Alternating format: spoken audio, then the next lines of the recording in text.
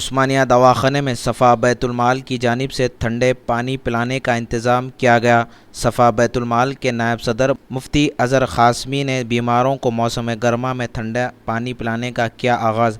ہر سال کی طرح اس سال بھی دواخانے میں بیماروں اور تیمارداروں کو ٹھنڈا پانی پلانے کا انتظام کیا۔ اس موقع پر نائب صدر صفا بیت المال اور دیگر ذمہ دار موجود تھے۔